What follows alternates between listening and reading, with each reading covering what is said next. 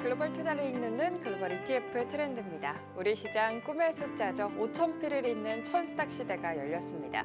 국내 증시가 이렇게 뜨겁게 달리면서 요즘 같으면 정말 주식할 맛 난다 느끼시는 분들 많으실 텐데요. 오늘 이 시간에는 올해 증시를 주도할 핵심 키워드부터 수익을 온전히 내 것으로 만드는 절세계좌 활용법까지 꼼꼼하게 짚어보도록 하겠습니다. 오늘 이 시간 천기훈 신한자산운용 솔 ETF 팀장님과 함께합니다. 어서 오세요. 네, 안녕하세요. 반갑습니다. 26년엔 또 처음 뵙네요. 그러네요. 새해 복 많이 받으세요. 제가 먼저 하려고 했는데. 아유, 네. 감사합니다. 우리 국내 증시가 5,000피 시대에 이어서 천스닥까지 돌파를 해냈습니다. 이 천스닥을 회복한 건 4년 만인데요. 네. 이 정부와 여당의 증시 부양 기대감이 계속해서 고조되고 있는 가운데 올해 주식시장 핵심 키워드 좀 어떤 걸 주목해보면 좋을까요? 네. 지금 현재 연초 이후로 국내외 시장의 주식 시장 흐름이 조정 없는 상승세가 지속되고 있다라고 말씀드릴 수 있을 것 같은데요. 특히 이제 국내 시장 같은 경우에는 작년에도 이제 글로벌 시장에서 가장 높은 수익률을 기록하기도 했지만 네, 올해에도 2026년에도 거침없는 행보를 이어가고 있다라고 정리할 수 있을 것 같습니다.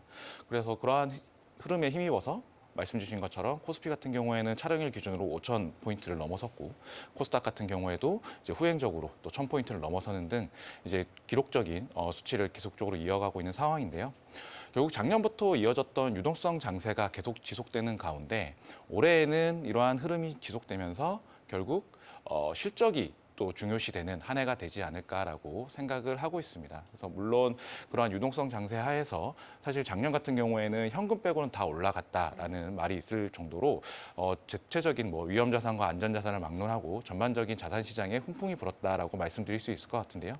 올해도 마찬가지로 그러한 흐름은 이어지겠지만 결국 그 안에서 이제 지수에 대한 부담감이 어느 정도 좀 과하지 않나, 이제 가격에 대한 저평가 국면이 좀 끝나지 않았나, 또는 미국 시장 같은 경우도 S&P 500이 이제 7,000선을 바라보고 있기 때문에 그러한 흐름에서 봤을 때는 결국 그 안에서 실적 장세를 베이스로 해서 또 섹터나 종목에 대한 선별이 조금씩은 필요한 시점이 오지 않을까라고 생각은 하고 있고요. 네. 특히 국내 시장 같은 경우에는 코스피에서 코스닥으로 이렇게 좀 훈풍이 불면서 연초에 반도체라는 정답지를 가지고 투자하는 시장에서 그 안에서의 긍정적인 면에서의 섹터 간의 순환매, 그러니까 자동차와 이제 기존에 또 작년에 주도주였던 조선과 방산과 같은 주도주로의 이제 순환매가 이어졌다라고 하면 이제는 코스닥으로 넘어가는 시점에서 이제 로봇주라든지 2차 전지와 같은 이러한 섹터들이 또 한 번 주목을 받는 이러한 흐름으로 1월까지 이어지고 있다라고 정리할 수 있을 것 같습니다. 그리고 이제 제가 앞에서 유동성 장세를 말씀을 드렸는데요.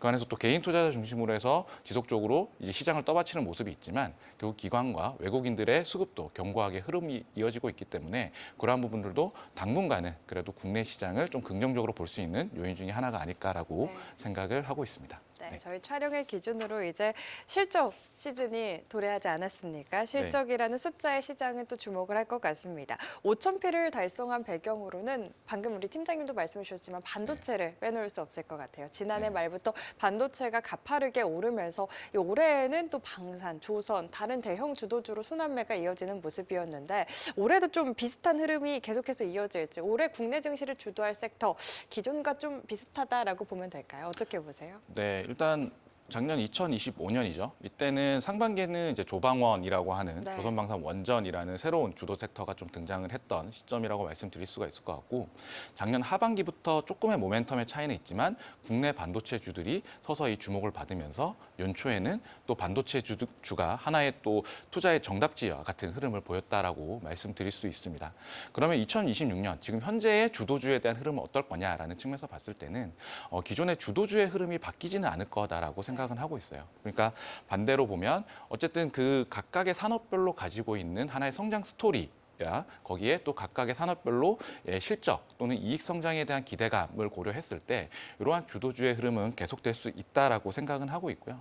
대신 이제 연초에 CES 2016에서 특히 이제 피지컬 AI라고 해서 이러한 부분에서 이제 로봇주라든지 관련된 자동차주들이 새롭게 또 한 번 더 성장에 대한 모멘텀을 받고 있기 때문에 이러한 부분들은 추가로 좀 주목해 볼 필요가 있다라고 생각을 하고 있고 거기에 또 국내 시장 같은 경우에는 작년 6월 신정부 출범 이후에 특히 세법 개정이라든지 상법 개정과 같은 이러한 제도적인 개선 그리고 또 정부의 정책적인 모멘텀을 더불어서 배당 분리과세라든지 감액 배당 그런 주주 환원 정책과 같은 이러한 그 정책에 대한 모멘텀을 받을 수 있는 그런 고배당주로 분류가 되는 이러한 종목들, 금융지주와 또는 이제 증권주 또는 이제 금융주들의 모멘텀이 좀 더 정책적인 부분과 결합이 돼서 한 번 더 주목을 받을 수 있는 섹터가 아닐까라고 생각은 하고 있습니다. 네, 기존의 주도주들 견조한 흐름 계속해서 이어갈 수 있겠고 거기에 정책 기대감이 살아있는 수혜주들도 주목해볼 필요가 있겠다 이야기를 해주셨습니다. 저희 이제 뉴욕 증시, 미국 이야기도 좀 해보겠습니다. 네. 미국 같은 경우에는 그린란드 쇼크의 셀 아메리카 현상이 나타나기도 했는데 최근에는 또 인텔의 폭락이 있었지 않습니까? 그럼에도 빅테크들은 견조한 흐름을 보이고 있거든요. 미국 쪽은 좀 어떤 섹터를 주도 섹터로 보고 계시는지도 궁금한데요. 네, 일단 최근에 인텔이 굉장히 주가 측면에서 많은 주목을 받았는데요. 네. 인텔 같은 경우에는 오히려 이렇게 주가 조정을 받으면서 반대로 AMD와 같은 종목들은 또 상대적인 또 수혜를 받는 이 종목 간의 차별화가 좀 단기적으로는 있었다라고 말씀드릴 수 있을 것 같고 조금 더 큰 틀에서 지금의 미국 시장을 말씀을 드리면 물론 나스닥과 S&P 500이 사상 최고가를 계속 조그마한 변동성 하에서 이어가고 있지만 결국에는 AI 산업이라는 이러한 산업에서의 구조적인 성장을 빼놓고는 얘기는 할 수 없을 것 같습니다. 네. 대신에 기존에 이제 엔비디아를 중심으로 한 AI 반도체 중심으로 AI 산업 전반적으로 이제 M7이라고 하는 기술주들이 전반적으로 수혜를 받았다면 2026년에는 이러한 AI 산업 안에서의 섹터 간의 세분화 또는 종목 간의 세분화 또는 차별화가 이어지는 한 해가 되지 않을까라고 생각은 하고 있고요. 결국엔 같은 내가 기술주 또는 AI 관련된 주라고 하더라도 그 안에서의 투자 확대가 되고 매출 증가가 되고 거기에 또 이익 성장이 이어지는 종목들로 결국 돈을 버는 시장의 성숙함에 따라서 결국 돈을 벌고 실적이 나오는 종목들 중심으로 이러한 그 구조적인 성장의 수혜를 주가 측면에서 받지 않을까라고 생각은 하고 있고요. AI 산업 중에서의 이제 세부 섹터 중에 하나로 그 AI 소프트웨어 산업을 제가 앞에서 말씀드린 일례로 좀 말씀을 드리면 AI 소프트 산업 안에서도 결국 팔란티어라든지 또는 세일즈포스라든지 어도비와 같은 종목들을 대표 종목 중에 하나다라고 말씀드릴 수 있을 것 같은데요. 팔란티어 같은 경우에는 최근에 베네수엘라 이슈가 터지면서 다시 한번 긍정적인 측면에서 주목을 받았었고요. 또 같은 AI 소프트웨어 섹터지만 세일즈포스나 어도비 같은 경우에는 CRM이라든지 편집 측면에서 다른 이제 AI 서비스 기업들에게 대체될 수 있다라는 그러한 이슈가 터지면서 우려가 나오면서 좀 장기간 좀 주가 조정을 받는 이러한 흐름을 보였기 때문에 이러한 이제 같은 테마 아니더라도 종목과 또는 세부 테마 안에서의 차별화는 올해 좀 부각되지 않을까라고 생각은 하고 있습니다. 네, 국내에는 정책 수혜주 그리고 글로벌적으로 전력 관련해서도 주목해보자 이야기를 해주셨는데 최근에 또 뜨거운 키워드 중에 하나가 로봇 아닙니까? 로봇 맞아요. 관련해서 좀 어떻게 보고 계신지도 궁금한데. 네, 우리가 로봇도 최근에 굉장히 많이 주목을 받고 맞아요. 있는데 한 몇 년 전으로 좀 시간을 좀 거슬러 올라가면 네. 전기차 관련되어 있는 종목들이 테슬라를 중심으로 굉장히 또 2차 전지까지 해서 맞아요. 주목을 받던 시기가 있는 것 같습니다. 그게 결국에는 왜 이 섹터가 또는 산업이 주목을 받았느냐라고 생각을 해보면 결국 우리 일상생활 안에 전기차가 돌아다니는 게 결국 시간이 땡겨질 수 있다라는 기대감인 것 같거든요. 결국 상용화에 대한 얘기인데요. 최근에 이제 CS2026에서도 로봇 관련된 주들이 피지컬 AI라는 세무 테마와 맞물려서 굉장히 주목받았던 가장 큰 이유 중에 하나는 이러한 CS2026을 통해서 우리 일상생활에 언젠가는 휴머노이드 로봇이 접목돼서 이제 상용화될 수 있겠다라는 기대감이 결국 로봇 관련된 주들의 주가에 반영이 되고 있다라고 볼 수 있을 것 같고요. 네. 그게 또 2026년에 또 새로운 테마로 또 로봇 관련된 주 거기에 또 파생돼서 국내 자동차 관련된 주들이 주목을 받고 있는 이유 중에 하나다라고 말씀드릴 수 있을 것 같습니다. 네, 저희가 또 로봇 관련해서는 다음 편에 자세한 이야기 준비했으니까 다음 네. 편까지 꼭 체크해 보시면 좋을 것 같네요.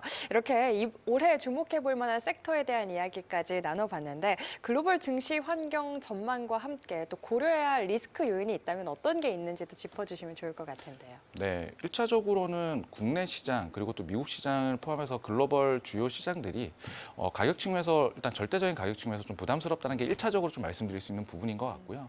하지만 뭐 여기서 중요한 건 우리가 기술주의 성장을 통해서 한 번 더 경험을 해봤지만 결국 가격이 얼마나 비싸냐보다는 앞으로의 추가적인 성장 모멘텀이 얼마나 남아있냐라는 요소가 더 중요한 포인트인 것 같습니다. 그러한 측면에서는 아직까지는 그러한 모멘텀이 좀 유효하다라고 생각은 하고 있고요.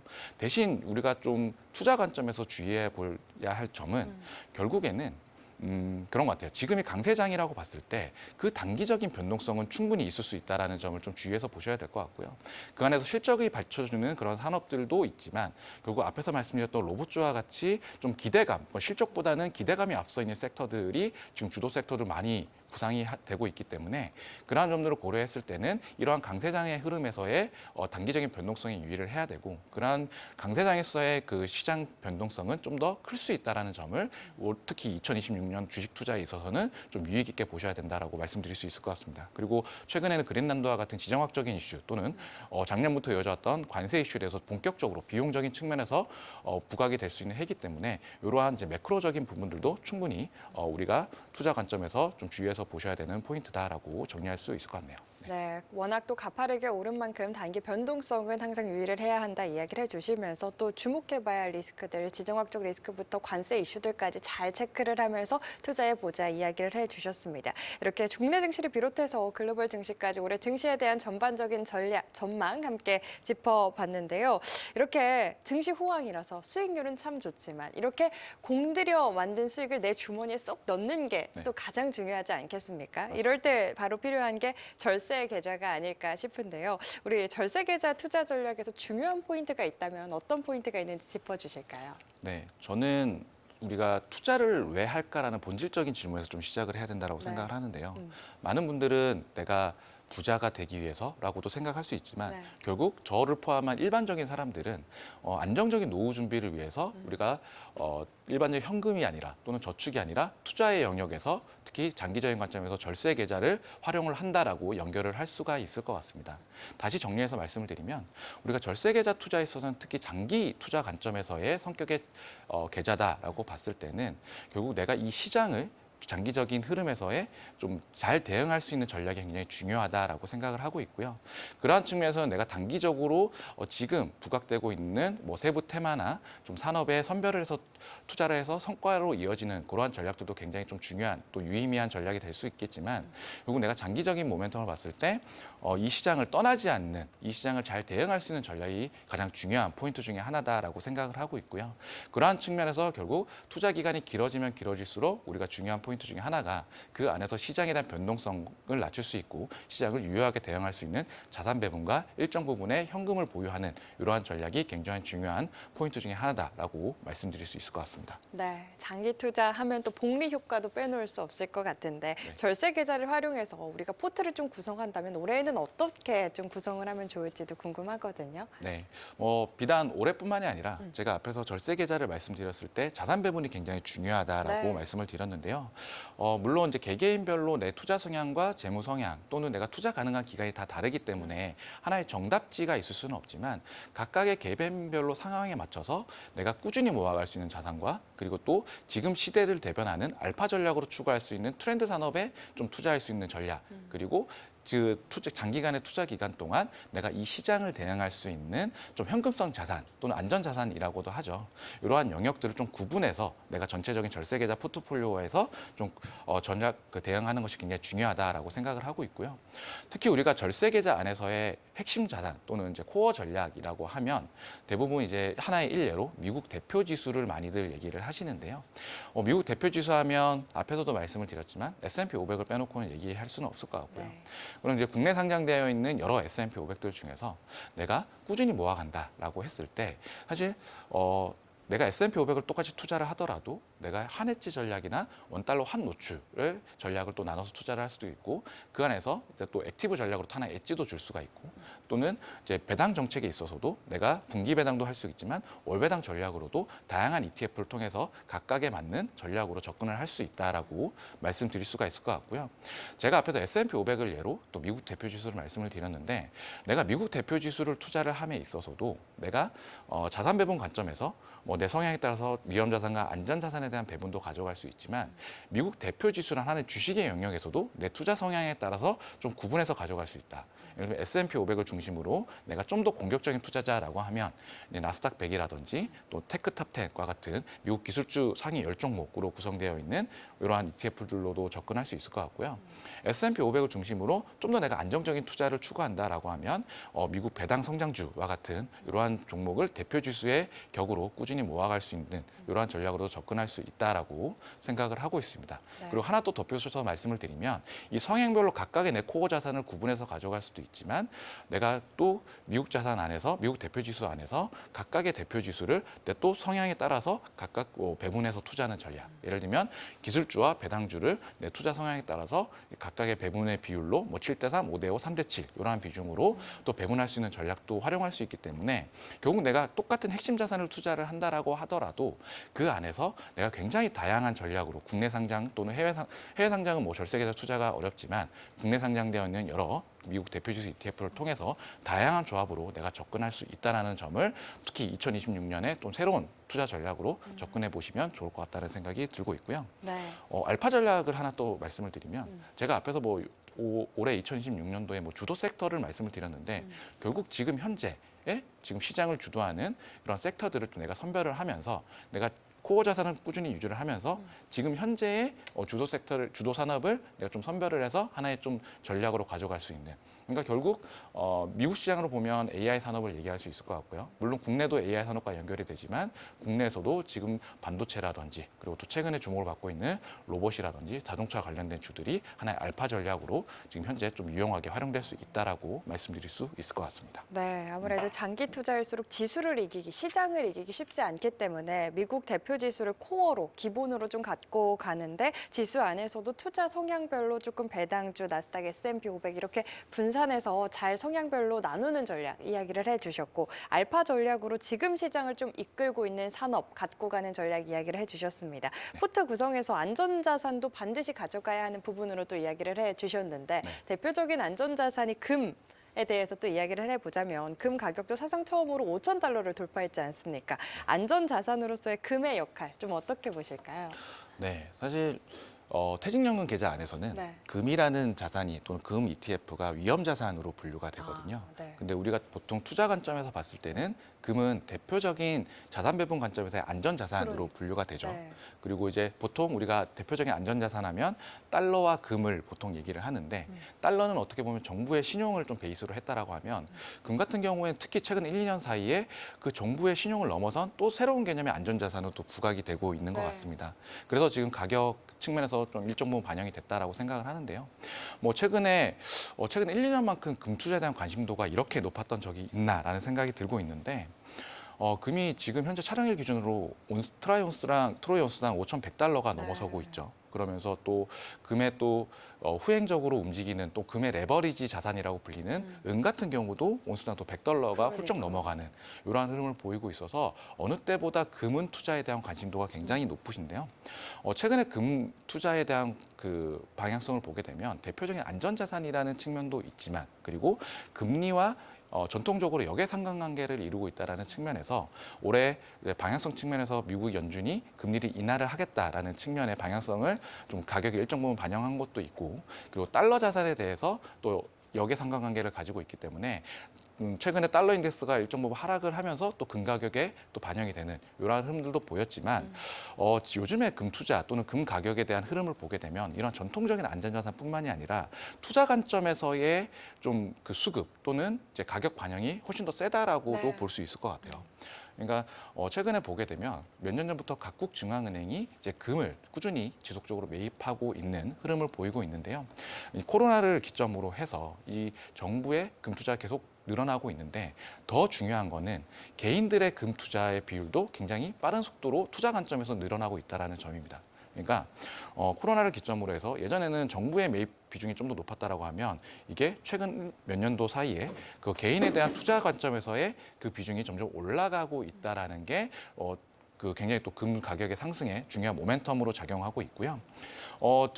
각국 정부가 지금 금을 계속 지속적으로 매입하는 이유는 첫 번째로는 제가 미국 정부의 이제 금리의 방향성, 미국의 이제 금리의 방향성을 말씀을 드렸지만 최근에 뭐 여러 연준 선임이라든지 연준 이사의 선임이라든지 그러한 트럼프 행정부와의 그런 미스매치를 좀 보이면서 금리 정책에 대한 불확실성을 어느 정도 금이라는 자산을 통해서 좀 해지하겠다라는 측면도 있는 것 같고요.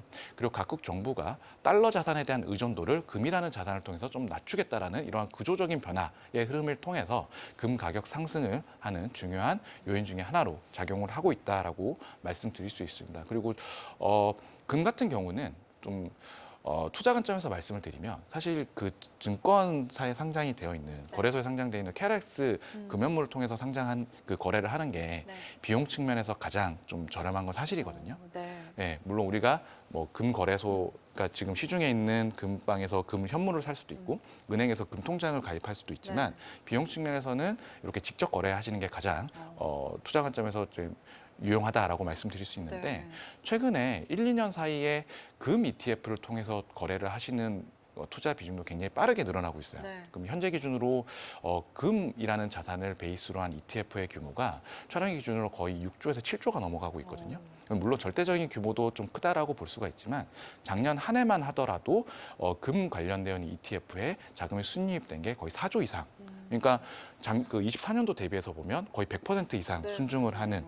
그러니까 왜 그런가를 보게 되니까 금이라는 자산에 대한 투자 수요도 많이 늘었지만 왜 ETF로 굳이 투자를 하지라는 생각을 해보면 여러 가지 이유가 있지만 첫 번째는 이제 지금 현재 금거래소에서 직접 투자를 하게 되면 내 거래 단위가 이제 한 20만 원대거든요. 네. 근데 금 ETF로 투자를 하게 되면 한 10,000원에서 2만 원대 사이에서 거래를 할 수 있기 때문에 진입 장벽이 상대적으로 낮다라는 점을 첫 번째로 말씀을 드릴 수가 있고요.